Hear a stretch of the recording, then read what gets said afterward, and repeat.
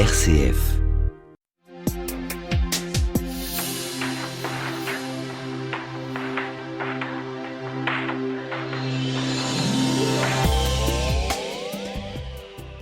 Auditeurs de RCF, bonjour. Le Père François-Marie Lettel va nous parler de Péguy dans la communion des saints. Le Père Lettel est un religieux, Carme Deschaux. Il est philosophe, il est docteur en théologie et tout particulièrement sur la théologie des saints. Il vit désormais à Rome où le pape Benoît XVI lui avait demandé en 2011 de prêcher la retraite du carême. Donc vous auriez bien des expériences à nous partager, François-Marie. Beaucoup d'expériences, mais ce soir, pour aujourd'hui, nous allons nous limiter au sujet de la conférence, c'est-à-dire vous donnez à Orléans une conférence, Péguy et la communion des saints. Nous qui sommes sur Orléans, nous sommes habitués de parler de Péguy. Péguy et la communion des saints. Étonnant, n'est-ce pas? Je pense que, j'allais dire que c'est presque une évidence si on pense d'abord au lien entre Péguy et Jeanne d'Arc. Ils sont absolument inséparables. Donc Jeanne d'Arc est évidemment la grande sainte d'Orléans, la libératrice d'Orléans. Et donc Péguy, dès son enfance, avait été très profondément marqué par Jeanne d'Arc. Ensuite, il l'avait étudiée de façon très profonde, même quand il vivra pendant presque 20 ans l'éclipse de sa foi, donc Jésus ne sera plus présent dans sa vie, Jeanne est toujours présente, et donc il va ensuite la redécouvrir de plus en plus profonde. Alors de fait, quand j'ai prêché la retraite avec le pape Benoît XVI et la curie romaine, j'ai dédié une conférence entière à Péguy, en compagnie de Jeanne d'Arc, il y avait une méditation sur Jeanne d'Arc, et aussi de Thérèse de Lisieux. Et je dirais la manière dont j'aimerais parler de Péguy, c'est justement, lorsque j'avais prêché la retraite pour le pape, j'avais pris comme icône de cette retraite la ronde des saints. Une image peinte par le bienheureux Fra Angelico, on voit les saints et les anges qui se donnent la main, comme des enfants, qui font une ronde et qui nous donnent la main, puisque nous sommes tous appelés à la sainteté. Alors Péguy lui-même avait bien conscience d'être un pauvre pécheur, mais d'être impliqué dans cette communion des saints qui, pour lui, est étendue à toute l'humanité. Il s'agit de l'amour de Jésus, sauveur de tous les hommes, donc qui embrasse absolument toute l'humanité. Et donc, les saints sont liés entre eux, mais aussi ils donnent la main aux pécheurs que nous sommes. Alors, Péguy, donc je l'ai présenté en lien avec Jeanne d'Arc, mais aussi en lien avec Sainte Thérèse de l'Enfant Jésus. Jeanne d'Arc qui est sa grande inspiratrice, ça c'est une évidence. Alors Thérèse de Lisieux, il n'en parle pas, il semble quand même qu'il l'avait connue à travers son ami Joseph Flotte, mais il y a une parenté très profonde, d'abord ils sont exactement contemporains. Péguy était née le 7 janvier 1873 et Thérèse était née 5 jours plus tôt, le 2 janvier 1873. Et alors, je dirais le trait d'union entre Jeanne d'Arc et Thérèse de Lisieux, entre Péguy et Thérèse de Lisieux, c'est évidemment Jeanne d'Arc, car Thérèse de Lisieux aimait énormément Jeanne d'Arc. Elle a écrit exactement dans les mêmes années que Péguy, quand Péguy écrit sa première Jeanne d'Arc, entre 1895 et 1897, donc Thérèse, ce sont les 2 dernières années de sa vie, elle va elle-même écrire 2 pièces de théâtre qui n'ont évidemment pas la même valeur littéraire que celle de Péguy, mais qui expriment une communion spirituelle très très profonde. Donc elle va jouer le rôle de Jeanne d'Arc, elle va la représenter. Et alors ce qui est remarquable, c'est que donc plus tard, l'Église nommera Jeanne et Thérèse patronnes de la France, après la Vierge Marie. Alors ce lien entre Péguy et Thérèse de Lisieux n'est pas du tout artificiel, parce que Péguy a des intuitions très audacieuses, très courageuses, nouvelles, par rapport à l'espérance, jusqu'à espérer pour tous. Il avait été scandalisé, et c'est sans doute une des raisons de sa perte de la foi, la manière dont l'enfer était présenté. Thérèse avait été aussi très blessée, ça avait déclenché chez elle les scrupules. Au fond, on pense c'est triste, mais comme ça, mais la majorité de l'humanité va en enfer. Et donc pour Péguy, il y aura ce moment d'éclipse de sa foi, d'éclipse de l'espérance aussi, mais donc il va retrouver la foi, et surtout, plus tard, il va retrouver l'espérance. Alors Thérèse de Lisieux, on peut dire c'est ça, dès le moment où elle avait prié pour celui qu'elle appelle son premier enfant, le criminel Pranzini. J'y pensais tout à l'heure en vous entendant. Oui, et alors donc elle la certitude qu'il sera sauvé, mais elle dit bien je voulus à tout prix l'empêcher de tomber en enfer. Donc le péril est là, et Peggy a un très grand sens du drame aussi, du drame du péché. Justement, si on peut espérer pour tous, c'est parce que Jésus est mort et ressuscité. Et alors, donc, Thérèse est docteur de l'Église. Peggy, évidemment, n'est ni un saint canonisé, ni docteur de l'Église. Mais je dirais que Thérèse va confirmer absolument toutes ses intuitions sur l'espérance, comme confiance en la miséricorde. Donc là, vous nous dites combien vous découvrez la proximité. Et alors, quand vous disiez le mystère de la communion des saints, c'est-à-dire que Peggy vous semble éclairer cela de l'intérieur. Ah oui, vraiment.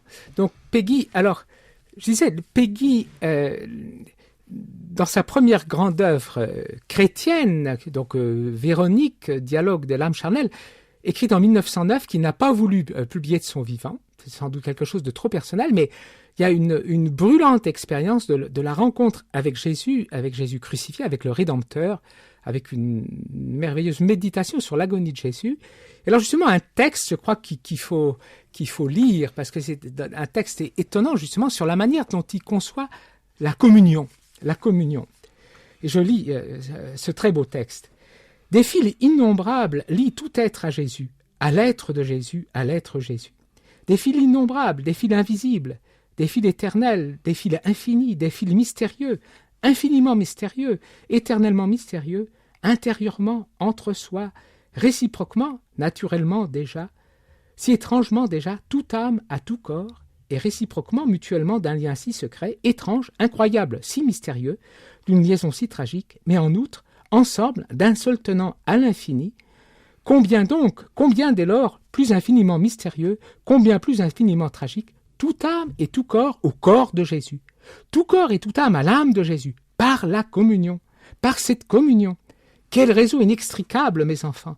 Des fils, des lignes, une infinité de lignes, toutes pleines, elles-mêmes infiniment faites de points comme toutes les lignes, elles-mêmes infiniment faites de points douloureux, des points qui ne sont éternellement jamais que des points douloureux. Voilà votre communion. Par des fils innombrables, par des fils invisibles, par des fils mystérieux, infiniment, éternellement mystérieux, tout est lié à tout, vous êtes liés à tous et réciproquement. Ce sont des gens enchevêtrements, des entrecroisements sans fin. Voilà ce que c'est que votre communion.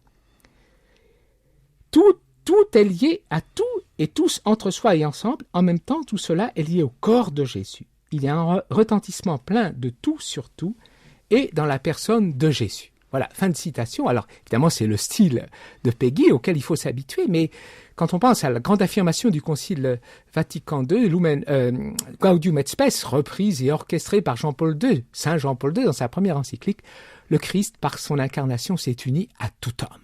Donc, Peggy, on peut dire, dès le moment de sa conversion, a une perception extraordinaire, justement, de ce lien de Jésus, Verbe incarné rédempteur, avec tous les hommes, sans aucune exception. En écoutant ce texte, je ne pouvais pas ne pas penser aussi à Madeleine Delbrel, que nous avions eu l'occasion il y a quelques semaines de présenter, parce que nous avons là des mystiques, dont Peggy est aujourd'hui celui qui nous rassemble. Nous allons laisser ce texte nous habiter en écoutant quelques notes de musique de Handel.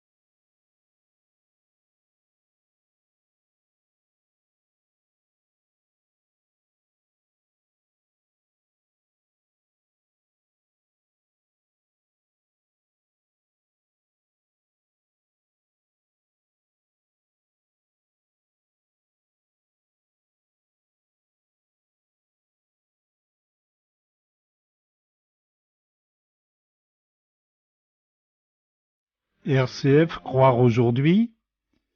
François-Marie Lettel, vous nous parlez de Peggy, et Peggy dans le mystère de la communion des saints. Et vous nous avez souligné combien Peggy, dans un beau texte, nous fait découvrir tout cet attachement, ce lien, ces multiples liens, ces infiniment multiples liens qui unissent les êtres et qui unissent Jésus à nous et nous à Jésus. Alors, nous sommes là dans l'ordre de la communion des saints, mais le citoyen d'aujourd'hui vous pose quelques questions.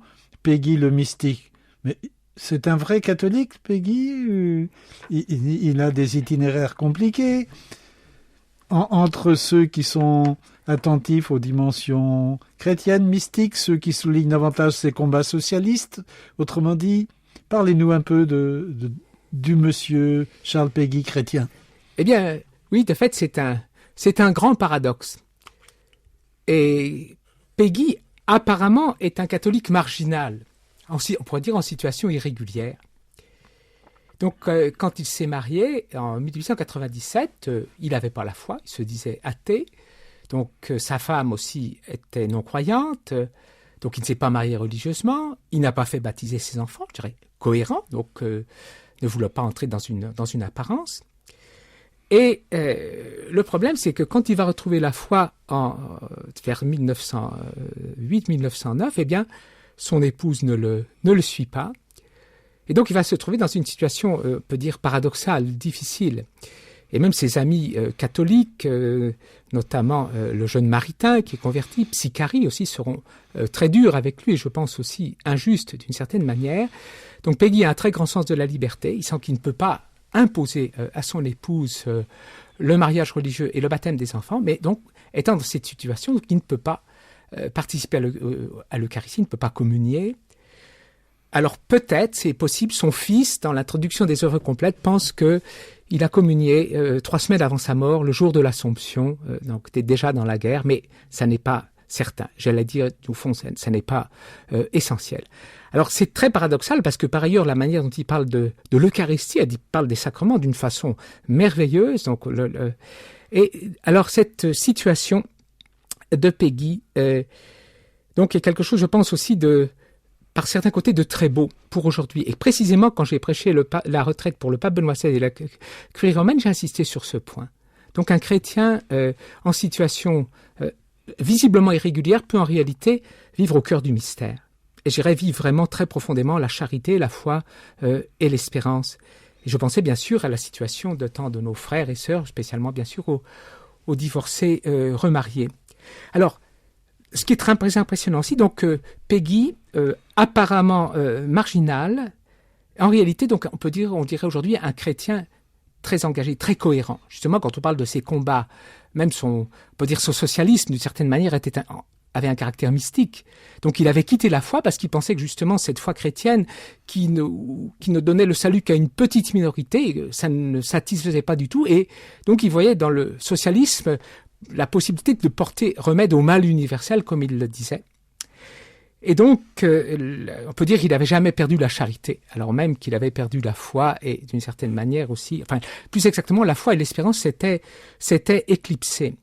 Mais alors, ce qui est admirable, c'est que quand il va retrouver la foi, mais dans une situation un peu marginale, eh bien, on peut dire qu'il ne va avoir aucune des étroitesses qui caractérisaient largement les catholiques et surtout les catholiques français de son temps. Donc l'étroitesse, par exemple. Par exemple, donc l'esprit de la contre-réforme contre les protestants, malheureusement l'antisémitisme. Donc dans l'affaire Dreyfus, Peggy avait pris sincèrement parti pour Dreyfus, qui était innocent, alors que les accusations de Dreyfus et souvent des catholiques faisaient justement une sorte d'amalgame aussi antisémite. Alors Peggy, justement, dans l'affaire Dreyfus, découvre profondément le mystère d'Israël. Et il affirme, un texte qu'on pourrait lire aussi, mais ce serait trop long. Donc, dans ce long monologue du mystère de la charité de Jeanne d'Arc, c'est l'amour pour le peuple juif, le plus proche de Jésus. Et en même temps, donc, Peggy est complètement libre par rapport au cléricalisme. Mais là, sûrement, l'influence de Jeanne d'Arc est très profonde. Donc, il a été imprégné par les procès de Jeanne d'Arc. Jeanne d'Arc a été brûlée condamné comme hérétique par des ecclésiastiques, par des clercs, par des théologiens, par un évêque. Donc, alors qu'on peut dire que Péguy échappe à ses étroitesses, ça fait aussi sa modernité. Et quand on le relie justement à la lumière de Vatican II, disons que de l'écuménisme, l'amour pour les juifs, l'amour pour les protestants, Péguy a un contact continuel avec la Bible, alors que à son époque, l'Église n'encourageait pas tellement les fidèles à dire la Bible. Donc je crois que c'est ça, on peut dire, voilà, c'est un mystique. Bon, c'est pas un saint canonisé ou canonisable, mais je pense qu'aujourd'hui, on découvre, je pense à la figure, par exemple, de Eti Ilesum, cette jeune juive, mais on peut dire que c'est une sainte, hein, quand elle a compris que le plus grand mal que les nazis pouvaient faire aux juifs, c'était de mettre la haine dans leur cœur. Et elle a compris qu'elle ne devait jamais haïr, pas même les nazis. Donc là, on est justement dans l'ordre de la sainteté. Alors je pense que ça, chez Péguy, donc il y a une expérience mystique brûlante, donc l'expérience du mystère de Jésus, de l'Église aussi, dans sa réalité la plus profonde comme communion. Donc c'est un poète et un penseur. Alors quand je vous écoute, vous dites l'expérience de la communion, ce que vous nous avez dit tout à l'heure, l'expérience de la totalisation, du refus de toute exclusion, du refus de l'enfer, de l'amour de tous et qui le conduit à refuser les étroitesses, ça nous sentons bien. Mais alors, la foi, l'espérance, vous avez dit la charité, on sent bien que cette veine-là, chez lui, a toujours existé, toujours été vivante et quand même, elle a traversé toutes les époques. Que nous diriez-vous de sa foi et de son espérance, parce qu'il y a le mystère de l'espérance aussi chez lui? Alors, la foi, justement, donc il va y avoir cette éclipse à peu près d'une vingtaine d'années. Mais alors, quand il va la retrouver, on peut dire vraiment, on pourrait dire lumen fidei, la lumière de la foi. Donc on aura l'occasion sans doute d'y revenir, mais la manière dont il dit la vérité du mystère de Jésus, vrai Dieu et vrai homme, il parle du miracle infini de l'incarnation, conçu du Saint-Esprit, né de la Vierge Marie, donc il a un très grand amour pour la Vierge Marie, mais qui est bien plus que de la dévotion, il y a une perception très très forte du mystère de l'incarnation, une perception aussi de tous les mystères de la vie cachée, de l'abaissement du Fils de Dieu, et puis tout spécialement le mystère de la rédemption, le mystère de la passion. Donc ce grand sens du drame, du péché du monde, mais que Jésus a pris en totalité. Et donc, alors je dirais qu'au niveau de la foi, et aussi la foi en l'Église, comme communion, les sacrements, la manière dont il en parle, je dirais c'est absolument impeccable, justement la lumière de la foi. Alors quant à l'espérance, donc ça va être la dernière étape de sa vie, donc il va la découvrir à partir de 1911 dans le cœur de Marie. Mais donc c'est un thème bien sûr qu'il faudra encore approfondir. Nous allons nous en tenir là. Donc vous insistez fortement sur la dimension charité, la mystique, et puis arrivons, après quelques notes de musique, à l'espérance, la dernière étape.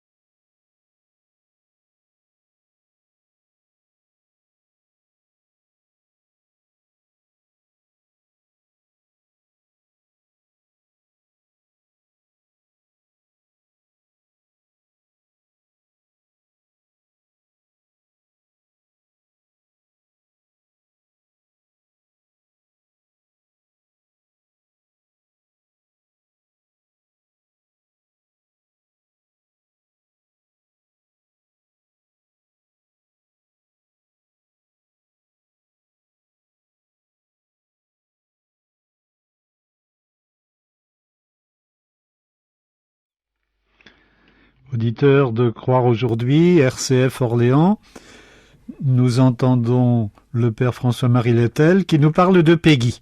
Et nous avons entendu Péguy dans la ronde des saints, Péguy, un chrétien, très fortement chrétien, même si son existence historique s'est passée toujours sur la frange ou sur la marge. Vous nous disiez, en nous arrêtant, que peut-être il y aurait lieu de revenir un peu sur l'Espérance et sur Marie. Oui, car on pourrait parler de la dernière grande expérience spirituelle, et je n'hésiterai pas à parler d'expérience mystique de Péguy, on pourrait dire comme conversion à l'espérance. Car donc le grand problème, et même qui l'avait éloigné de la foi, c'était cette question justement de l'enfer. Et déjà dans la première Jeanne d'Arc de 1897, Péguy avait inventé ce personnage de Madame Gervaise, donc qui n'existe pas dans les sources de Jeanne d'Arc, mais et alors un dialogue très impressionnant entre Jeanne d'Arc et Madame Gervaise, donc Madame Gervaise qui représente la foi traditionnelle, donc qui affirme l'enfer, et Jeanne, la charité, qui ne peut pas se résigner à la damnation éternelle de qui que ce soit. Et justement, il manque encore l'espérance. Et alors, l'interprétation de Madame Gervaise, c'est que le cri de Jésus en croix, mon Dieu, pourquoi m'as-tu abandonné, ça aurait été un cri de désespoir, au sens strict, le désespoir de sauver les damnés, le désespoir, la désespérance de sauver Judas. Alors, le problème, c'est qu'en fait, Péguy, avant 1911, il va pas s'en sortir. Et dans le mystère de la charité de Jeanne d'Arc, il y a ce fameux texte qui est littérairement tellement beau, cette méditation attribuée donc toujours à Madame Gervaise, il va reprendre et dilater, mais ça rend le problème encore plus aigu. Donc ce cri du désespoir de Jésus, et donc je dirais il y a quelque chose qui n'est pas juste. Et même ça rejaillit sur Marie, la manière dont il présente la souffrance de Marie, enfin écroulée, il y a quelque chose qui ne sonne pas juste, et que Péguy alors va complètement dépasser en 1911.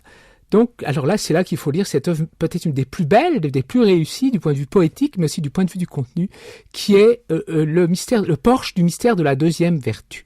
Donc, on connaît ce très beau texte. Il commence par présenter au début les trois vertus théologales comme les trois sœurs, donc la foi et la charité. Il les connaissait bien déjà, les grandes, mais il a découvert la petite espérance, la petite sœur cachée entre les deux. En fait, c'est elle qui les fait marcher.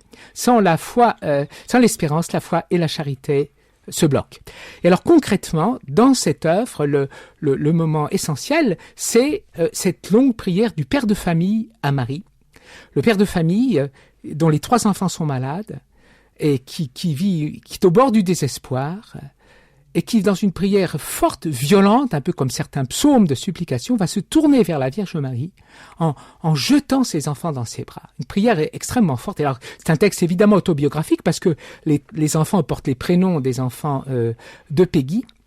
Et alors, ce texte, c'est un texte admirable. À mon avis, c'est un des plus beaux textes de la littérature mariale. Alors on voit comment donc Saint Louis-Marie de Montfort, le grand classique qui a inspiré Saint Jean-Paul II, le Totus Tuus, disait que Marie se donne tout entière à celui qui lui donne tout. Et donc pour le père de famille, donner ses enfants, c'est encore plus que de se donner lui-même. Toti tui, on pourrait dire, ils sont tout à toi. Je te les donne, je n'en veux plus, prends-les, etc. Et alors la réponse ne se fait pas attendre, et alors Marie dévoile son visage. Elle est toute espérance, jeune et belle comme l'espérance, comme la petite espérance. Et donc la prière change de ton.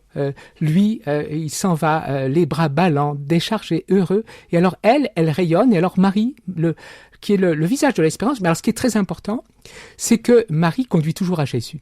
À Jésus par Marie, disait Louis-Marie de Montfort. Saint Jean-Paul II, dans la ligne de Montfort, insistait à la vraie dévotion à Marie et christocentrique. Et alors on le voit dans cette admirable prière, c'est que la source de l'espérance, c'est pas Marie, c'est Jésus. Et donc Marie, dans cette prière à Marie, elle est la mère de l'homme qui a espéré.